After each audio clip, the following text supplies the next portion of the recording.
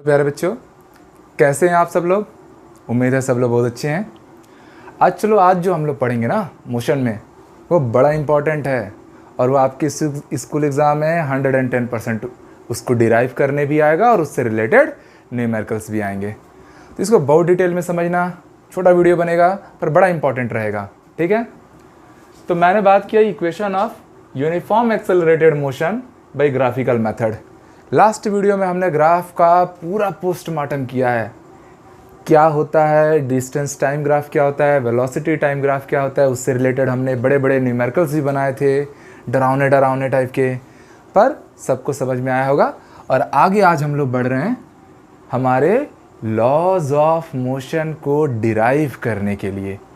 वो laws of motion जो आपकी इस पूरे चैप्टर का सबसे इम्पॉर्टेंट पार्ट है और स्कूल एग्ज़ाम में कंपलसरी पूछा जाएगा। और आपको पता भी रखना है क्योंकि यही थीम है इस चैप्टर का, सोल पॉइंट है।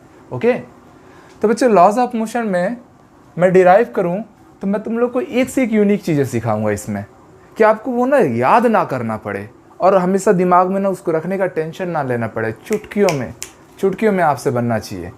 तो बच्चों आ जाओ, सबसे पहले तो मैं यही पे समझूंगा कि ये यूनिफॉर्म एक्सेलरेटेड मोशन है। मैंने अपने लास्ट वीडियो में एक्सप्लेन किया था कि एक्सेलरेटेड मोशन बच्चों कब आता है, किसके ग्राफ से आता है, डिस्टेंस वर्सेस टाइम के ग्राफ से आता है कि वेलोसिटी वर्सेस टाइम के ग्राफ से आता है। तो मैंने आपको सिखाया था एक्सेलरेशन नाम का वर्ड, पहले समझो डिस्टेंस, फिर वेलोसिटी, फिर एक्सेलरेशन। तो एक्सेलरेशन कनेक्टेड है वेलोसिटी से, डिस्टेंस से उसका कोई रिलेशन डायरेक्ट ग्राफिकल मेथड में मत करना। तो यहाँ पर because this is accelerated motion, तो बच्चों ये जो मेरा ग्राफ के बीच में आएगा वो कौन सा ग्राफ रहेगा, वेलोसिटी वर्सेस टाइम का ग्राफ। ये चीज़ें जाननी बहुत ज़रूरी है, मुझे उम्मीद है मेरे सारे बच्चे अच्छे से जानेंगे। अब बच्चों उसमें भी बात कर दिया यूनिफॉर्म एक्सेलरेशन, तो हम यहाँ समझ गए कि यूनिफॉर्म मोशन मतलब ये ग्राफ एक स्ट्रेट लाइन बढ़ेगा और वेलोसिटी चेंज होते रहनी चाहिए, तभी तो एक्सेलरेशन जनरेट होगा ना। तो आप समझिए कि मैं या तो यहाँ से जनरेट कर सकता हूँ ऐसा स्ट्रेट लाइन, बट जब मैं यहाँ से जनरेट करूँगा ना बच्चों, तो उस समय इनिशियल वेलोसिटी क्या रहेगी, ज़ीरो। आप समझिए, अगर आपने ऐसा स्ट्रेट लाइन कवर किया तो इनिशियल वेलोसिटी क्या हो गई, ज़ीरो। और मैं नहीं चाहता कि इनिशियल वेलोसिटी ज़ीरो हो। इस बार हम थोड़ा अलग लेते हैं, तो मैं ग्राफ को यहाँ से जनरेट करता हूँ और ऐसा स्ट्रेट लाइन। तो बच्चों आप समझ रहे हैं, स्ट्रेट लाइन आया मतलब यूनिफॉर्म हुआ है, वेलोसिटी चेंज हो रही है। ये जो वेलोसिटी है ये इनिशियल वेलोसिटी है जिसको मैं क्या नाम दिया, यू। और यहाँ पर जो मेरी वेलोसिटी आ रही है that is final velocity, this is my V. Final velocity हमेशा वी से होता है, इनिशियल वेलोसिटी यू से होता है। चलो अब इसको ना हम लोग थोड़ा सा एक्सटेंड कर देते हैं। ओके, अब कुछ पॉइंट्स के नेमिंग कर लेते हैं, like this point is A, that point is B, ये मान लीजिए सी है, ये डी है और ये ओरिजिन है, इसलिए इसका नाम मैंने ओ दे दिया। सिंपल सी बात है। तो यहाँ पर मुझे बच्चों आप देखते रहिएगा आप लोग क्या क्या होने वाला है। तो अगर मैं ध्यान से देखूं, मैं अगर आप लोगों से पूछूं कि ए ओ का लेंथ कितना है, ए ओ, ए से लेके ओ, ये लेंथ और सी डी का लेंथ या डी सी का लेंथ आपस में क्या इक्वल है। ग्राफ को बस अभी समझते रहिए, ए ओ और डी सी, ये एक रेक्टेंगल टाइप का दिख रहा है ना आपको, ओ ए डी सी। तो रेक्टेंगल के पैरेलल साइड्स इक्वल होते हैं, मतलब ए ओ और डी सी की वैल्यू आपस में इक्वल है। और वो किसके इक्वल है बच्चों, यू के इक्वल है। सिमिलरली सेकेंड पॉइंट आइए, अगर मैं बात करूंगा वी कहाँ से कहाँ कवर हुआ है, तो 0 पॉइंट से लेकर यहाँ तक ये total length in terms of velocity क्या है, वी। तो आप बोलेंगे कि बी सी, इसी के पैरेलल वाली ये साइड, बी सी की वैल्यू किसकी इक्वल है, वी की है। अगर हम आपसे ये पूछ देंगे कि ए डी और ओ सी, ए डी और ओ सी आपस में एक दूसरे के पैरेलल हैं और ये रेक्टेंगल्स के पैरेलल साइड से जो इक्वल होनी है, यहाँ पर मान लीजिए आपका टाइम टी है, तो ये टोटल डिस्टेंस कितना हो गया, 0 से टी तक गए तो आप कितना गए, टी गया। अब बच्चों इन सब में मैं एक अब लास्ट पॉइंट कराऊंगा, उसके बाद हम लोग लॉज ऑफ मोशन में डायरेक्टली डिराइव करने जाएंगे। तो लेट्स वॉच। अगर मैं बच्चों आपसे बीडी का लेंथ पूछ दिया, ठीक है, तो बी डी का जो लेंथ होगा वो एक्चुअल में क्या होगा, तो आप समझिए आपसे मैंने इतने लेंथ की बात की है, तो ये बड़े वाले लेंथ से बी से सी में से अगर मैं सी डी को माइनस कर दिया या डी सी को माइनस कर दिया तो मुझे बी डी का लेंथ मिल जाएगा। आप समझिए बी सी की वैल्यू आपने लाई हुई थी कितना, देखिए बी डी का वैल्यू अब आएगा, बी सी की वैल्यू कितनी थी वी माइनस डी सी हमने कितना लिया था यू। तो बच्चों इतना पॉइंट आप लोग नोटिस कर लीजिए, ये जो चीज़ें हमने अभी अभी नोट की हैं इसको आप नोट कीजिए, उसके बाद देखिए हम लॉज ऑफ मोशन को कैसे एक्सप्लेन करते हैं। अब बच्चों अगर आपने ये ग्राफ पूरा अच्छे से समझा, एक एक पॉइंट अगर आपको क्लियर है, तो अब मैं आ जाता हूँ हमारा फर्स्ट लॉ ऑफ मोशन जिसको the great scientist Isaac Newton ने दिया था, उसकी इक्वेशन को हम लोग डिराइव करने। देखो कितना छोटा सा काम है, अगर ग्राफ आपको अच्छे से समझ में आ गया होगा तो फर्स्ट लॉ का जो इक्वेशन है हम अब उस पर आ रहे हैं। Okay, equation of first law motion. तो मुझे बताओ कि वेलोसिटी वर्सेस टाइम के बीच का जो स्लोप होता है वो किसको एक्सप्लेन करता है बच्चों, वेलोसिटी को। वेरी गुड, बट अब ध्यान से समझना, सॉरी वेलोसिटी वर्सेस टाइम का स्लोप है ये एक्सेलरेशन को एक्सप्लेन करता है। और ये स्लोप किसके इक्वल होता है, तो बच्चों tan थीटा। अब मैंने अभी भी आपको बताया था कि वेलोसिटी वर्सेस टाइम के बीच का स्लोप किसको एक्सप्लेन करेगा, एक्सेलरेशन को। डिस्टेंस वर्सेस टाइम के बीच का स्लोप एक्सप्लेन करता था वेलोसिटी को। बट इस बार हमारा ग्राफ है वेलोसिटी वर्सेस टाइम, तो ये जो स्लोप है इसकी जगह पे हम क्या यूज करेंगे, ए एक्सेलरेशन। और tan थीटा क्या होता है, तो आप देखो ये एक ट्रायंगल जनरेट हुआ है, और अगर ये एक ट्रायंगल जनरेट हुआ है तो यहाँ का एंगल मैं मान लेता हूँ थीटा। तो tan थीटा बच्चों क्या होगा, tan थीटा की वैल्यू कितनी आएगी, परपेंडिकुलर अपॉन बेस। परपेंडिकुलर क्या है, बी डी, बेस क्या है, ए डी। So simple. मैंने तो सब चीज का डाटा आपको ला रखा है। बी डी की वैल्यू बच्चों यहां से उठा के पुट कर लीजिए, that is V minus U. A D की वैल्यू ये दिख रहा है आपको, ए डी और ओ सी आपस में इक्वल है, और वो किसके इक्वल है, टी के। क्रॉस मल्टीप्लाई करा दीजिए बच्चों, तो this is A T equal to V minus U. इस u को इस पर कन्वर्ट कीजिए, तो this is u plus A T, ये नेगेटिव वाला पार्ट उधर जाके पॉजिटिव हो गया, इक्वल टू v, या इसी को हम लोग लिखेंगे v equal to u plus A T. This is the first equation of laws of motion. ये है आपका लॉज ऑफ मोशन का फर्स्ट इक्वेशन, जिसमें v क्या है, फाइनल वेलोसिटी।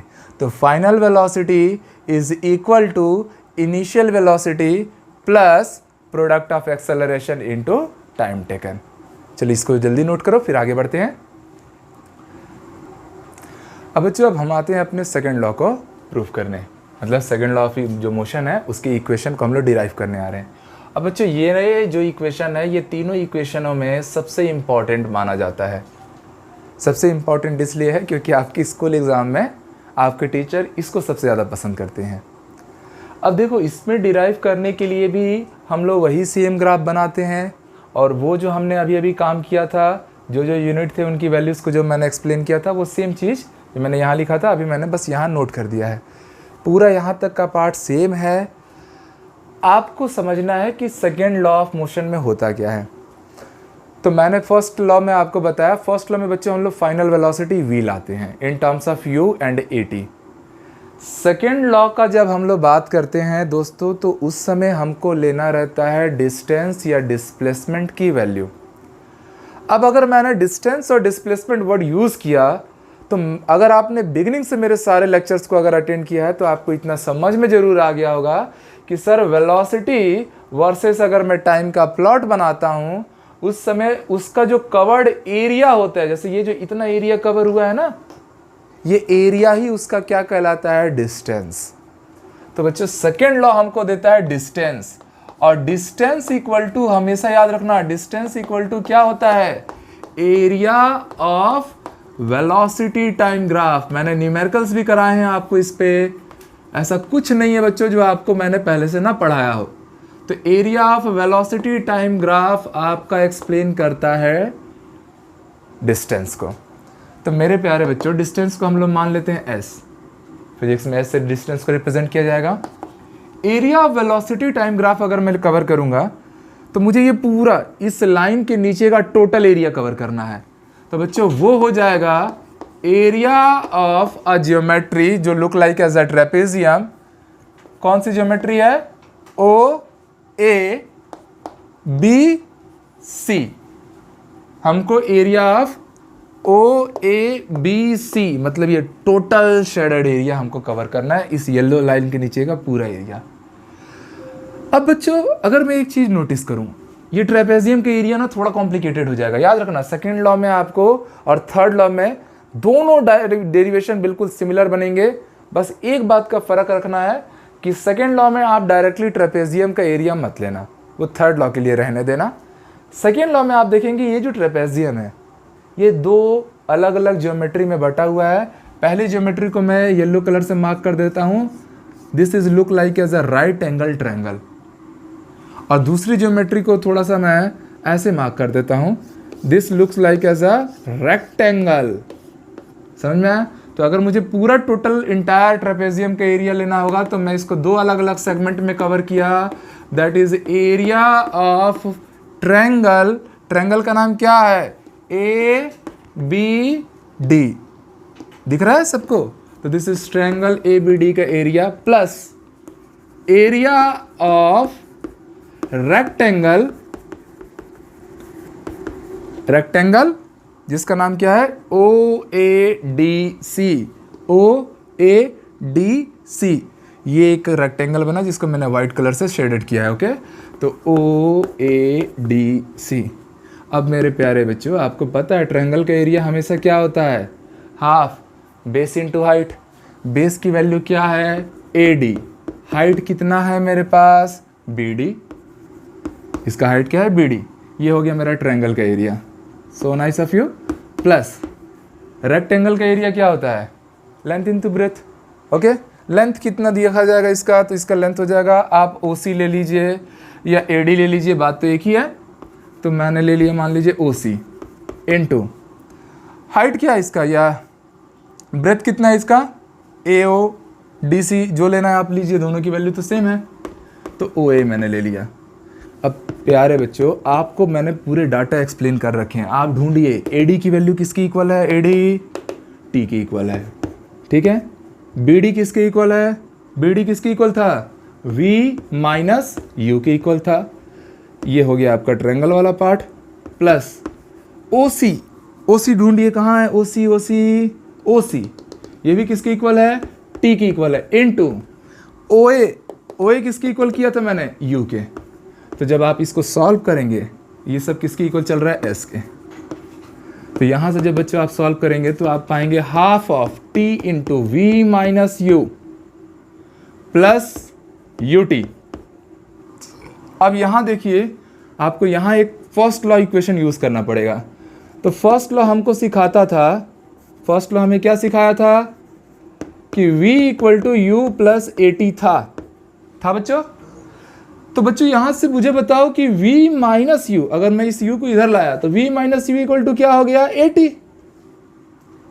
आपने इस u को इधर ला दिया तो ये जो पार्ट मेरा v माइनस यू है इसकी जगह पे अब मैं क्या पुट करने जाऊंगा? A T.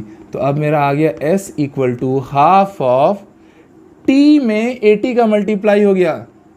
पहले एक काम करते हैं, इसको पहले लिख देते हैं। तो दिस इज यू टी मैंने पहले लिख दिया प्लस हाफ ऑफ, यहां पहले से t है, यहां पहले से t है और उसमें ए टी का मल्टीप्लाई कीजिए तो that is A T square. This is your second law of motion. चलो बच्चों अब आ जाते हैं हम लोग अपने थर्ड लॉ का मोशन जो इक्वेशन है उसको डिराइव करने।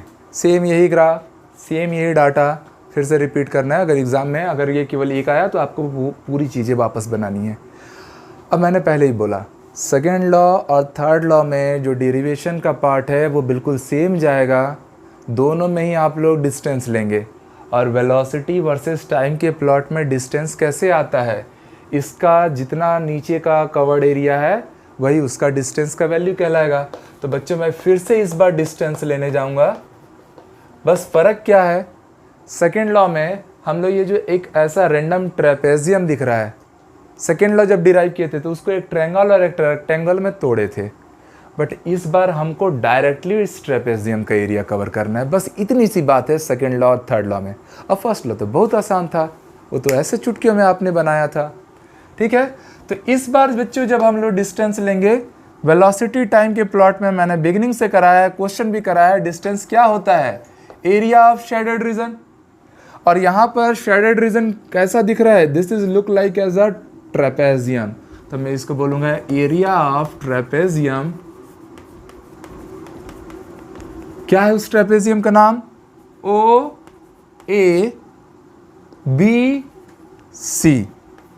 ये टोटल एक ट्रेपेजियम हो गया, इसका एरिया लेना है।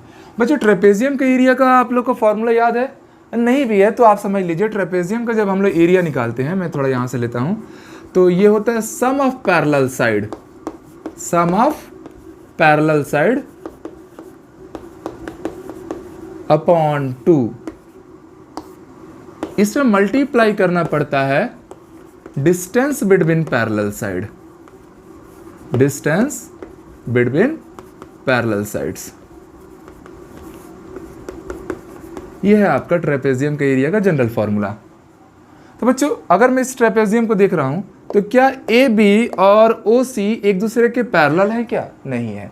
पैरेलल साइड कौन है, तो वो है आपका ओ ए और बी सी।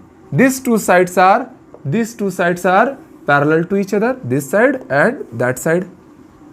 तो आपको अगर सम ऑफ पैरेलल साइड लेना है, अगर आपको सम ऑफ पैरेलल साइड लेना है तो आप लेंगे ये छोटा सा O A plus this B C upon क्या कर देना है 2 मल्टीप्लाइड बाई, मैंने बोला डिस्टेंस बिटवीन 2 पैरेलल साइड, तो this was a first parallel, this was second parallel, इनके बीच का डिस्टेंस बच्चों क्या है, ओ सी। तो ओ सी का आप मल्टीप्लाई कीजिए सिंपली, कितना सिंपल सी बात है। सेकेंड लॉ जब डिराइव कर रहे थे तब हम लोग रेक्टेंगल और ट्रायंगल बना के एरिया कवर किए थे। थर्ड लॉ में सेम डिस्टेंस लेना है बट इसमें डायरेक्टली ट्रेपेजियम का एरिया ले लेना है, और ट्रेपेजियम के एरिया का ये फॉर्मूला रहा। मैंने डाटा पुट किया, अब मैं इन सारे डाटा का वैल्यूज जानता हूँ। डिस्टेंस मतलब हम एस से लेकर चल रहे हैं बच्चों, मैंने इन सारे डाटा का वैल्यू पता है। ओ ए की वैल्यू की जगह पे मैं क्या रखूँगा, देखो ओ ए किसके इक्वल है, यू प्लस बी सी किसकी इक्वल है, ढूंढो तो बी सी किसकी इक्वल है, वी अपॉन 2 इंटू ओ सी ढूंढिए, देखिए ये मिला ओ सी किसके इक्वल है, तो टाइम के। हो गया यहाँ तक। अब बच्चों यहाँ तक करने के बाद आप लोग को ना फर्स्ट लॉ यूज़ करना पड़ेगा। तो using first law of motion, तो बच्चों जैसे ही मैंने फर्स्ट लॉ ऑफ मोशन का इक्वेशन यूज़ किया तो हमने तो पढ़ रखा है, वो क्या था, v equal to u plus A t. इसी को मैं लिख सकता था v minus u equal to a t. तो बच्चों अगर मुझे केवल टाइम चाहिए तो वो हो जाएगा v माइनस यू अपॉन ए। यह आया आपका टाइम का फॉर्मूला। इसको मान लीजिए इक्वेशन 1 है and this is equation number 2। Simple. हमको अब क्या करना है, तो एक काम कीजिए, आप यहाँ तक नोट कीजिए, इसके बाद मैं आगे आपको मूव करता हूँ। थोड़ा सा हमको ऊपर से रब करना पड़ेगा। चलिए मैं ये पार्ट थोड़ा सा हटा रहा हूँ, इतना अगर आपने नोट कर लिया हो तो।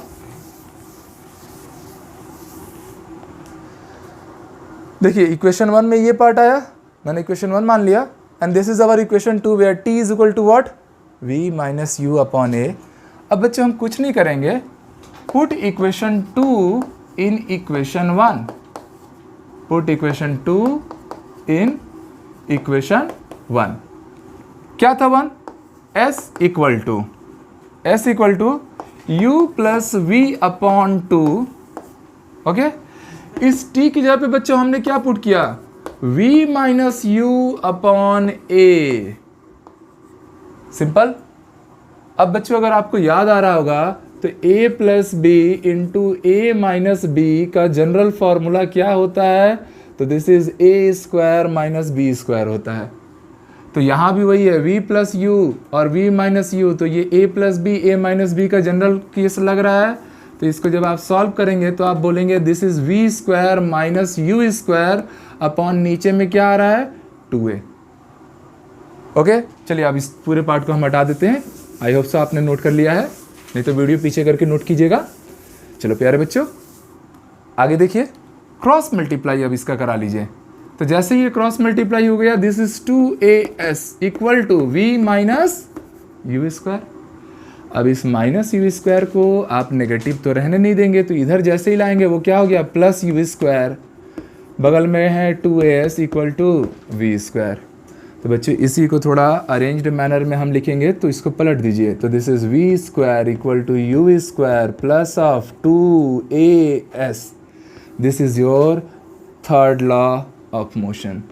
तो ये आपका थर्ड इक्वेशन आ गया, ठीक है, थर्ड इक्वेशन ऑफ मोशन आया। तो ये कितनी सिंपल सी बातें थी, ओके, कि वेलोसिटी, फाइनल वेलोसिटी के स्क्वायर, इनिशियल वेलोसिटी के स्क्वायर और plus 2 times acceleration into distance के प्रोडक्ट के इक्वल होता है। तो ये आपने तीनों लॉज ऑफ मोशन को डिराइव किया और बहुत आराम से हमने चीज़ों को डिराइव किया। हमने क्या सीखा कि वेलोसिटी वर्सेस टाइम के बीच का जो स्लोप होता है वो एक्सेलरेशन देता है। उसे फर्स्ट लॉ आराम से आ गया, छोटा सा था फर्स्ट लॉ, क्विकली डिस्कवर हुआ।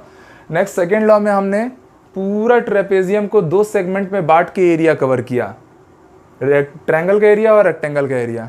बट जब थर्ड लॉ डिराइव करने गए तब भी हमने डिस्टेंस लिया, और डिस्टेंस क्या होता है, वेलोसिटी टाइम ग्राफ का कवर्ड एरिया। बट उस समय हमने पूरा इंटायर ट्रेपेजियम मानते हुए उसका फॉर्मूला लगाया और फर्स्ट लॉ को पुट करके उसके कुछ इंपॉर्टेंट डाटा को हमने किसी इक्वेशन में पुट करके फाइनली अपने रिक्वायर्ड रिजल्ट को पाया। तो बच्चों ये था आपका तीनों लॉ ऑफ मोशन को डिराइव करने का तरीका, जो ग्राफिकल मेथड और थोड़ा मैथमेटिक्स का यूज़ करके हमने डिराइव किया। तो आई होप सो आपको वीडियो पसंद आया होगा।